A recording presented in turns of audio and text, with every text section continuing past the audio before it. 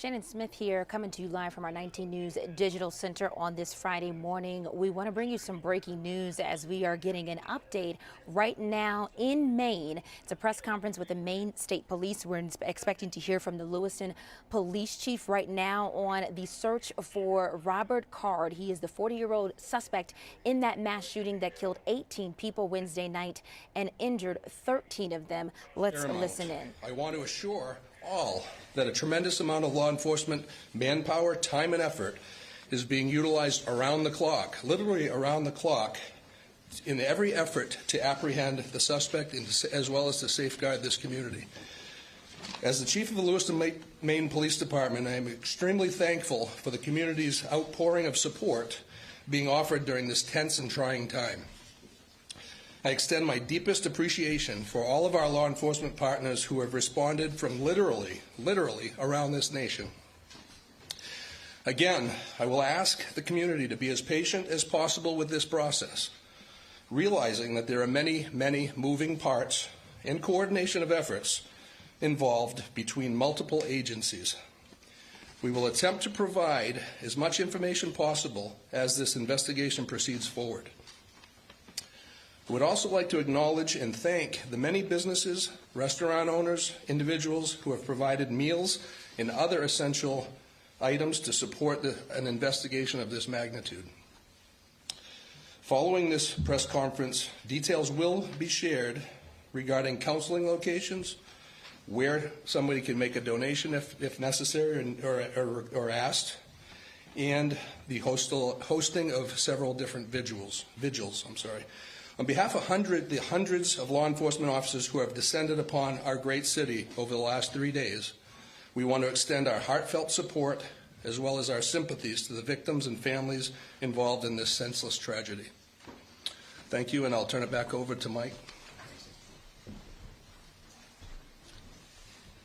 Thank you, Chief. I appreciate that. So I guess for starters, I want to make sure that we always take a moment to acknowledge the victims, their families, and how this is negatively impacting the state of Maine, the city of Lewiston, and really our entire country. We know when these things occur around our country, we are all so incredibly focused on what happened, and then we try to get to the why. And there are certainly times when we can't quite figure out the why, because every one of these situations is so tragic, so outside of the norm, that it makes it difficult for community members of all types in all locations, East Coast, West Coast, it doesn't matter, to fathom how these kind of things can occur in the greatest country in the world. So we're going to continue to work towards that. And as a piece of this, I wanted to come in and really speak to the partnership that we are committed to have with you. And as we start to really flow into an operational period, we have more of a pattern to see what we're doing day in and day out. I'm going to commit to you to have a morning briefing every day at 10 o'clock right here in this location. As you can imagine, some of those briefings may be longer than others, but I want you to know that you're going to see us in the morning. And we're going to go over what happened overnight, and we're going to kind of talk about what the plan of the day is. And I'll speak to that plan of the day here in just a second. I would also say that we will certainly be considering afternoon briefings as well. If something new came up or something that we believe would be helpful for you to know and the communities to know, then we'll get back to you. Either way, you will receive a communication from our PIO, Shannon Moss, either saying we're going to have a briefing or we're not, so that you kind of have some idea what your day and your afternoon is going to look like as well. So I would also say that these daily briefings, as you can imagine, will be more operational in nature, that our families, our communities, our loved ones are always going to be in the forefront of our mind and certainly in our hearts. But we do want to talk to you about this is what we're going to do, this is what we did, because I know that's incredibly important to you. And then you're going to share that appropriately with your viewers, with your readers, and that's going to help everybody start that healing process as well. I know that information is power. You also know that there's going to be times that I won't be able to give you all the information that you need, or certainly that you want. And that won't be done because we're just not going to tell them. That's going to be done because from an operational standpoint or a tactical standpoint, there are safety concerns that I have for our first responders and that we all have for our community members. So please keep that in mind. I will go back to like a Q&A kind of a period. We want to allow that opportunity, and we're going to try to do the best we can. But if in my mind the math starts leading to, well, I'm going to get asked 10 questions and I can't answer 9 of them, then maybe that's counterproductive to a certain extent. So we're going to try to front load as much information as we can, again, with these particular sessions. So that is kind of the plan moving forward.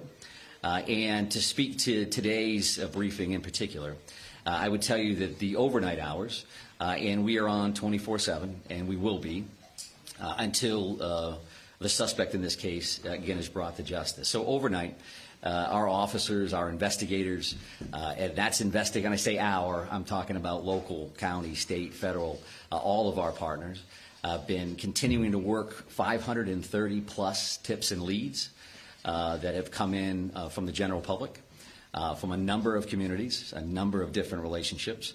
And as you can imagine, those vary greatly depending on that individual's knowledge of what happened and what they want us to do about that. So we're continuing to check those things off the list as we go. We're also continuing to do searches at the 2 primary venues here, the one being Schmenge's Bar and Grill, and the second being the Spare Time Bowling Alley. I will tell you that it's going to be easy to think, well, how come, what's taking them so long to work these scenes, right? And because everything we watch gets solved in an hour, and it's all taken care of. But in order for us to do our jobs, to be professional about what we do, be respectful of the victims and the families that we're working with, in the process within which we work, we have to take our time.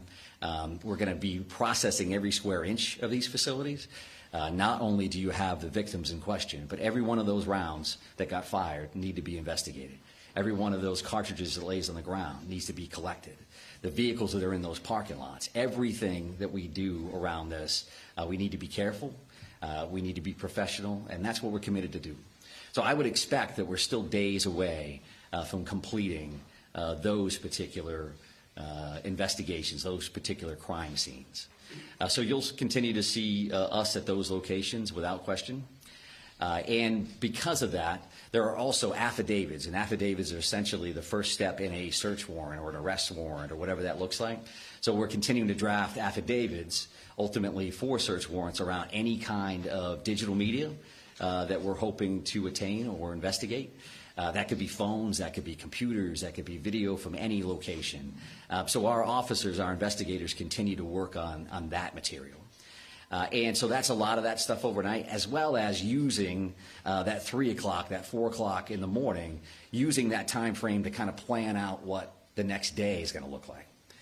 So we've trying to get some people rotated through for operational periods. We're going to get them some rest. Now let's plan what the next day is going to look like. We have a morning briefing, which kind of kicks off and says, this is what's going to happen. We need a team to go do this. We need a team to go do that. This is who our team leads are. This is the process. And then we let those folks loose to go do the good work, and we're going to try to share some of that information with you. So as we discuss that, and we have some maps and some other additional information up here with us right now, I will talk about a couple of these locations here to the best of my ability. Obviously, there's a lot of us here, and this isn't ideal as far as these maps go. But if you look at this boat launch overview as an example, this dot here is that Lisbon boat launch area that we've discussed. That's where the suspect's vehicle was located ultimately, that white Subaru station wagon. And I will also say that we'll have these 3 primary maps, but this QR code here, and whether you can get it from your seats or come up after the fact, will give the digital version of those, so you have those readily available. You certainly understand how all of that works. So we talk about that boat launch area, and that particular location is 501 Lisbon Street. Pejebscott Landing. Pejebscott Landing is at this location. I believe we have some of our friends from the media that are out in that area now. And what will happen in this general location today is that we will be putting divers in the water along that Androscoggin River, which you see here. And that's going to look like a couple of different things. So the very first thing that you're going to see out there is you're going to see some air resources that will fly over this particular area, and they're looking to see what can we clear from the air. Do I have to put divers in that particular area, or can I tell from the top, based on the current and how muddy the water is and all those other things, can I see to the very bottom here? So that's going to start this entire process. Then there's going to be some screening and some divers that are actually in the water that may start on this side by the boat launch and will continue on this side. I would envision at some point that we'll be moving over to these particular locations here for ground searches as well. So that's gonna look like a bunch of different things. So they could be dragging a diver behind them, literally, while that diver is checking for evidence, checking for potential bodies. And I would also say that while this is going to look like a major focus today with a lot of people, we have a lot of other irons in the fire. So I'm not here saying that the suspect, we know the suspect is in the water and this is what we're doing. What I'm telling you is you're going to see a lot of activity here, and I'm going to tell you that in advance. We've got nothing to hide in that regard at all. So then you're going to have some sonar as well that's going to be utilized here. And that can look like a couple of different things. A remote operating vehicle, an ROV, is divers could use that. And that will look like a pod under the water. And that is looking for sonar, so picking up shadows, if you will, of what does that look like. Could be a log, could be anything under there. And our divers, that dive team, and that, when I say, again, our divers, that's going to be teams from all over the place. Our Maine Warden Service is heavily involved in this. We work with them all the time. The Maine State Police dive team will be in the water and will be leading this initiative. So that's what we'll see here with a couple of different kinds of sonar. And then along the shoreline, you're going to see a line search, if you will. That means literally officers on line as they're working that shoreline. And of course, they're looking for evidence. They're looking for anything that may help them down the road. Now, I say you'll see this because for us, we want to make sure that we're working with you. So there is a church parking lot across the road here. And there's also some parking available on this side of the road. Mark Laddie, who is the PIO from the Maine Warden Service, and some officers will be in this area to assist. So if you decide that you want to go to that location to pick up video and see what they're up to, then I think there's some parking opportunities here. This 196 can be busy. This area here happens to be pretty low speed. At least that's what the speed limit is. So we're going to be around there to try to keep that as safe as possible. But we want you to be mindful that we may ask you not to stand on a railroad trestle, or we want you to get your coverage. We want to be partners with you. However, you're not going to be able to have full access to that site. I think that's common sense. And we want to make sure that you can do your jobs and we can help you facilitate that. So you're going to see a bunch of people in that area, that 531 Lisbon Road.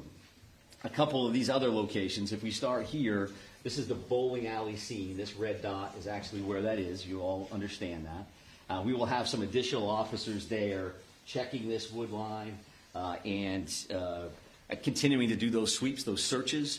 There was a lot of shots fired in these locations. We want to make sure we have all the evidence humanly possible. And then this is far from ideal, considering it's directly behind the podium. But this is... Can we do that? We're jammed in here with the wall. Yeah, we may lean towards that QR code. If you can't see that, I apologize. We'll have to take a look at this particular option in the future if this works for us. But the bar and grill here, there is a red dot, and you can see some wood line around that. Each one of these locations is going to have lots of police officers there, as you imagine. A piece of all of these things will have a QRF, or a quick reaction force. So we're going to maintain security here because clearly, as you realize, the suspect in this case is not in custody. That continues to be our focus. And I think if you look at these two things, we have an investigative bucket with a great deal of resources that are investigating the crime, what occurred. And there's clearly an apprehension team here with a lot of folks that are involved in that. And of course, they're going to intermingle. That's a given. But I think in this scenario, I want you to keep those two things in mind. Because even though we're going to be active with this search and the investigative side, always in our mind, we're going to be looking for the suspect and making sure that the people that are involved in these various searches, to include yourselves, are safe.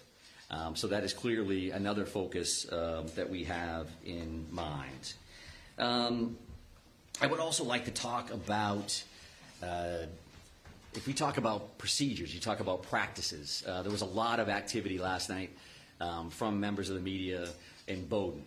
And what I would tell you is that I'm showing you these 3 locations. There's a bunch of others that we're going to be working on. And that's not, so we don't have 50 maps up here. We're just going to be working on other locations. And that's not meant to be secretive. That's just to tell you that we're going to be all over the place. That's not saying that we know that the individual is in this house, or we know the individual is in that house, or they're in that swath of land, this acreage. That's not what we're doing. But we do look at all these situations as if the individual could be in there. And if that's the case, you'll see tactical teams at some point. A lot of folks are just dressed in a more casual manner, or a BDU, or battle dress uniform, just because they're going to be out in the woods and they're going to be out crawling around.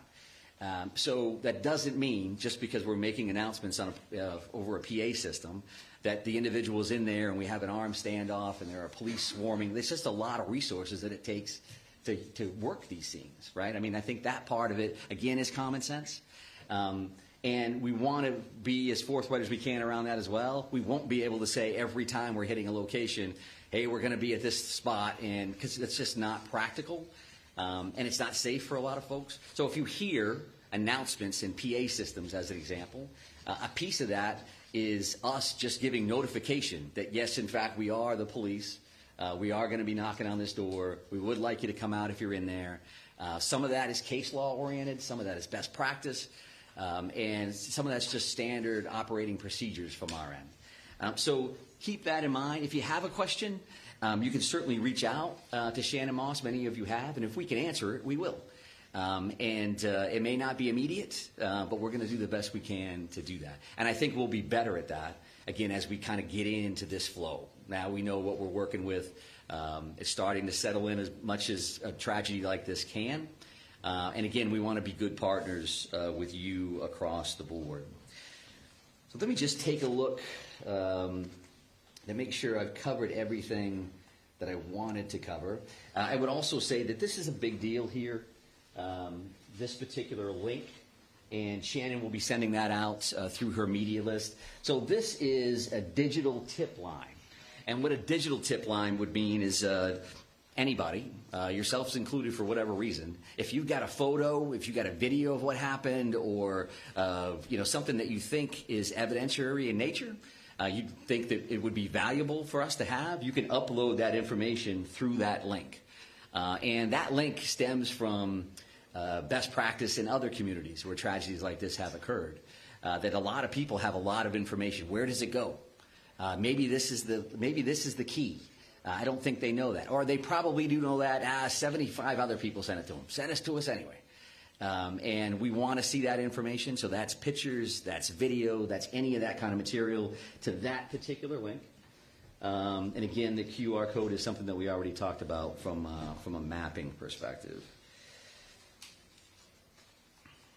I would say that our ongoing victim services efforts, that is something that we're working with victims' families, the community as a whole, and we are working with families that have currently been notified. We're continuing to identify victims in this case, and as those occur, additional resources will be available to the general community. I would say, again, as a little bit of a reminder, some searches you may see, well, why does that search have an armored vehicle involved, and then they're walking along the river, shoulder to shoulder. Some of those are going to be tactical ground searches versus just a kind of standard line search or grid search. The Maine Warden Service do this stuff all the time. They're incredible, searching for people, and incredibly valuable for us as it kind of expands out to evidence in many of these circumstances. We do clearly continue to have air assets, whether that's helicopters or planes, just because they're involved. Again, as we mentioned here, right? That's going to be an overview. They're just flying over that site. They may be hovered someplace else. Is that because we found the suspect? That's not a guarantee that that's the case at all. I would also tell you probably new information. Initially, that first night, we had 70-ish or so witnesses.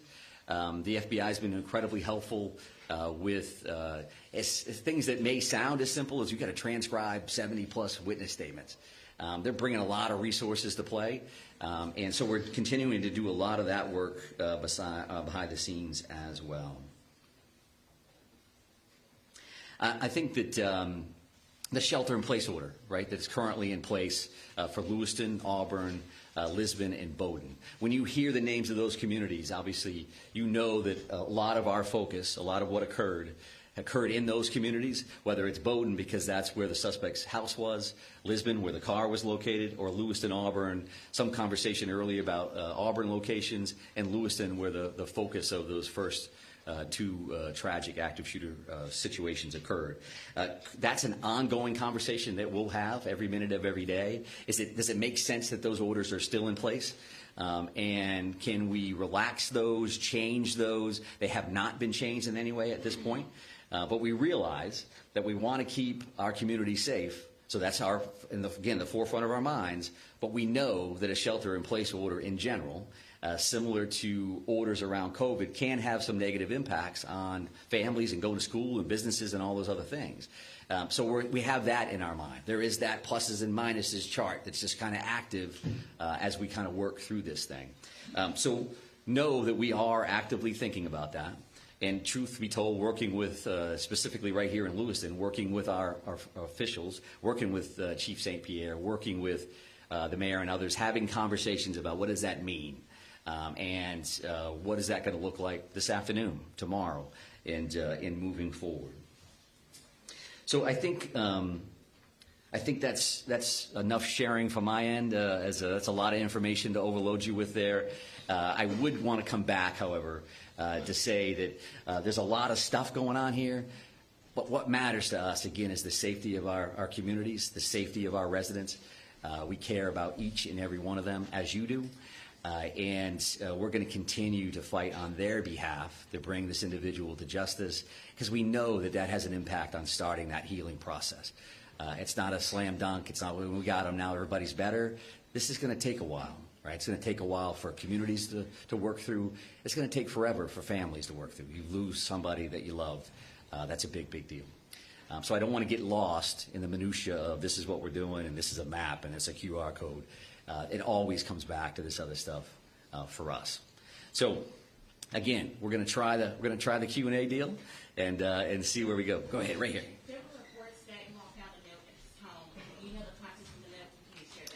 Yeah, so we've heard the same thing, and there was a note at one of these residences. I'm not prepared to really talk about what that included. And I think that's probably, again, a common sense answer because that does involve, is there a mindset here? Is there a motive? What did that entail? So we'll definitely continue to work on that, and when we can release it, we certainly will. Sir. Right here, sir.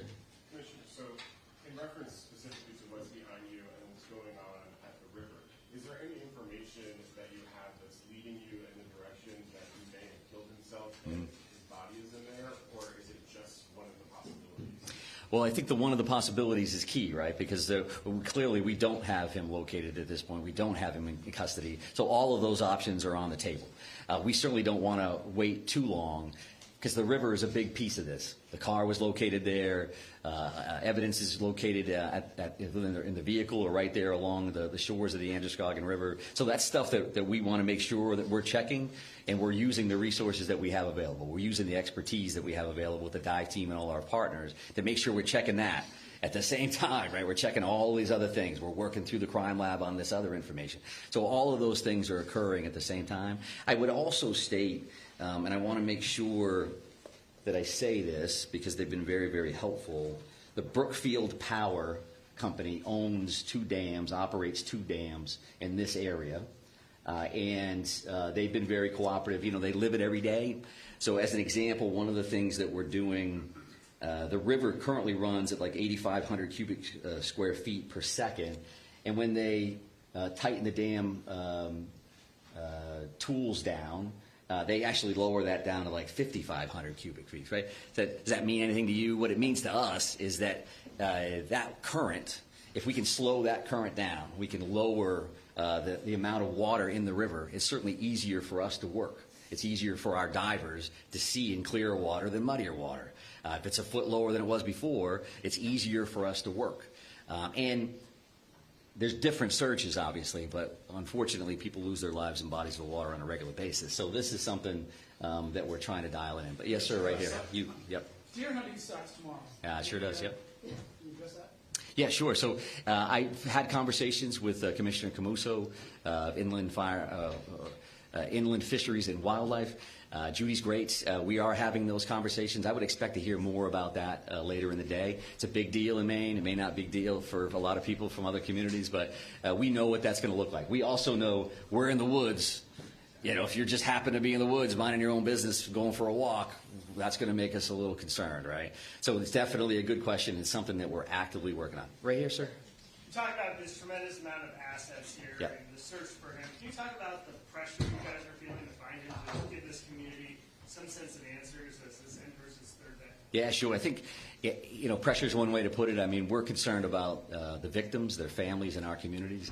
I'm concerned every day, 24/7, 365, at this point for 30 years. That's why I got into this business. We do want to help people. We do want to make them safe. Making them safe and making them feel safe may not necessarily be the same thing either, right? Because I think our law enforcement partners, our first responders around the state, everybody is dialed in. They do that all day, every day. This is clearly a completely different animal. So for us, we want to make sure that we bring this individual to custody. But we got to do it right. We got to do it the safe way. Don't want to see anybody else get hurt, certainly our people and our community members. So we want to make sure that we do that right. We're not going to be rushed, but we're running right on that level, that we're going to work as hard as we can, as fast as we can, with as many resources as we can to try to bring some kind of closure here. So right here, ma'am. Right here, ma'am. We understand that the family is being cooperative. What are they telling you? Oh, I think whether you see the 530 tips and leads overall, I think we're seeing a lot of cooperation across the board. I'm not going to speak to anybody in particular, but I think there's a lot of cooperation.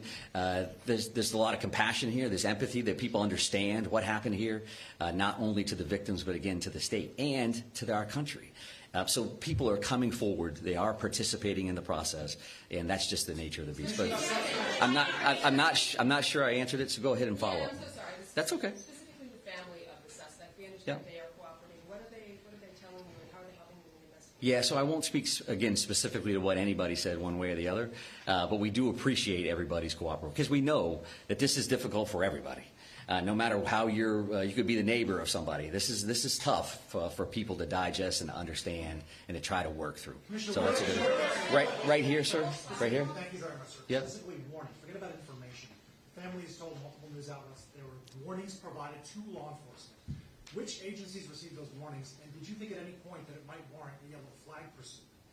Well, I'm heavily involved in the yellow flag conversation overall, but the reality for today is I'm not going to talk specifically about who knew what and when. We're still actively involved in a very dynamic situation here, and we're focused on an individual that currently has 8 warrants out for murder.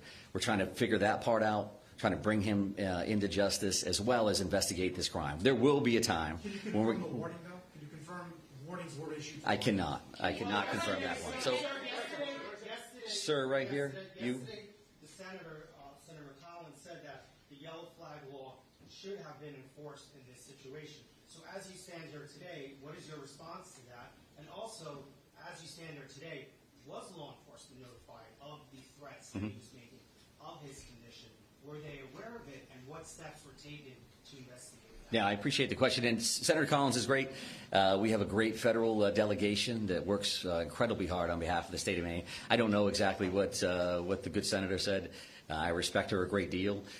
So I won't answer to any comments that she made. If that's her perspective, based on what she knows to the general public or otherwise, then that's fine. She certainly has the right to do that. But based on what I've seen, we're going to continue to work through that. We asked good questions. It may have even been you, sir, around the firearm itself. And there's going to be an opportunity. The ATF is here. The ATF is working with us. They have been there since the first second. There's going to be an opportunity to answer all those questions and figure out, so was that a violation or not? It's also an opportunity from an educational standpoint to talk about what that really means, what that really looks like, and what the options, in fact, are.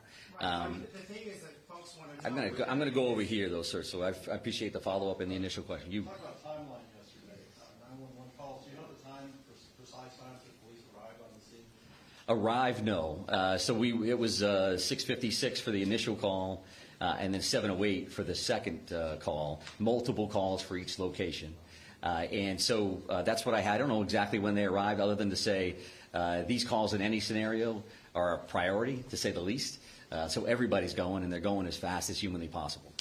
So that's the. I'm not done answering the first question. So was that enough, sir? Does that make sense on that? I will take a look at the arrival time so that we have that information, and we may be able to provide that at a different. And I would say this, okay? The way this is going to work, just so we're all clear, the way this is going to work is if we have a Q&A and you ask me questions and I attempt to answer them, as soon as we start yelling over each other, I'm done, just so we're clear. And we don't want to do that. We're trying to be as cooperative as we can across the board, but we'll be back another time, and we're just trying to figure that out. Yes, sir, right here. Thank you. We're coming up on 48 hours. Are you concerned the trail is growing cold?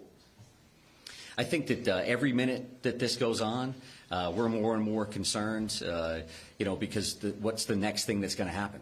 And we understand that. And that's why we're working 24/7 to bring this individual to justice and to try to bring some closure and overall safety to our communities. So yes, we feel that just as much as the community member does or anybody else. This is a privilege. This is an honor we have to do something about these tragedies when they occur. In many instances, I've been in those scenarios. This happens out of state. You're sitting on your couch wishing you could do something to help.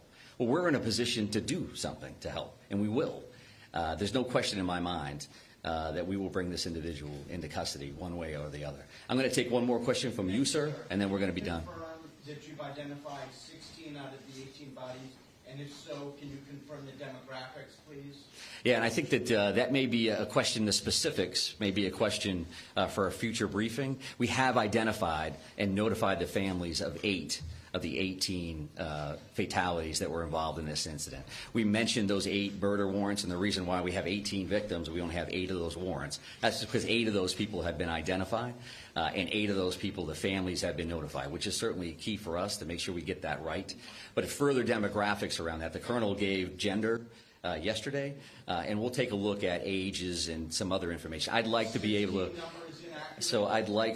to honor the group of victims by talking about them in a specific session that I would view coming shortly. 8 of the 18 have been identified and notified, not 16, and I don't know where that came from. So thank you very much. I do appreciate it. We will see you again along the way. Thank you.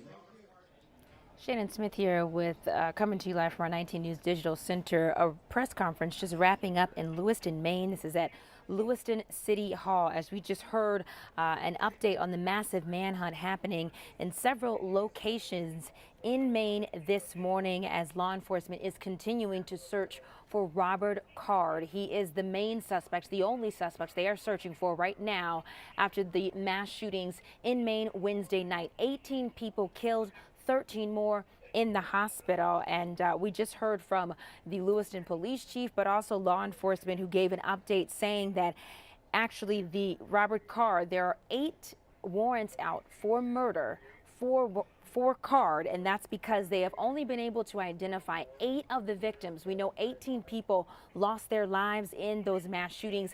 Police have only been able to identify 8, and they've only been able to notify, as of now, 8 of the victims' families. So that's why they're saying that Robert Card, there's a warrant out for his arrest, 8 counts of murder. That's why it's 8, not 18 currently. We also heard a lot of other interesting information.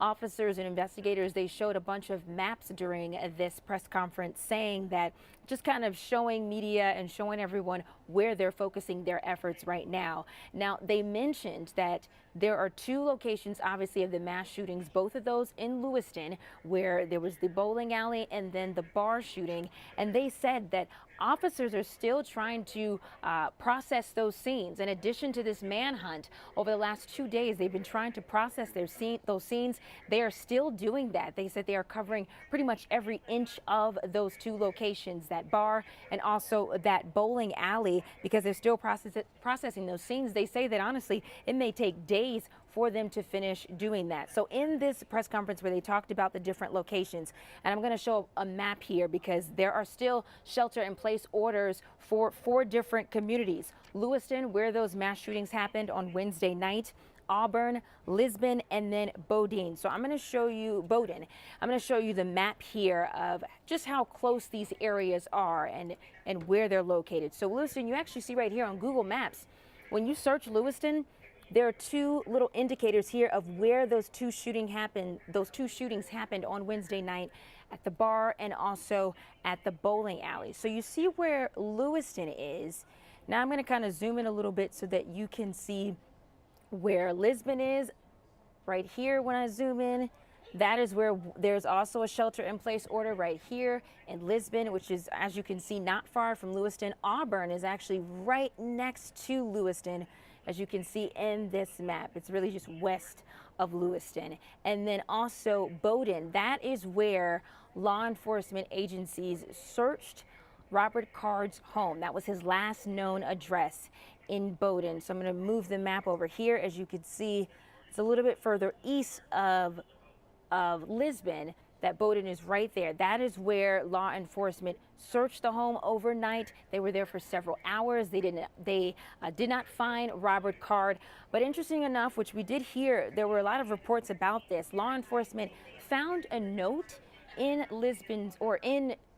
Robert Card's home in Bowdoin. However, they are not releasing the details of that note. Whatever was found in that note, if it says anything about a motive, they are not releasing the details of that note found. They also are focusing their efforts in Lisbon, and I'm zooming in on that area now because we just heard in the press conference investigators saying that they are doing water searches and ground searches, also air searches, and they're focusing their area in the Lisbon area because that is where Robert Card's car was found over the last few days. It's a white Subaru wagon, and that was found at the boat launch in Lisbon. So that's why they are focusing their efforts there.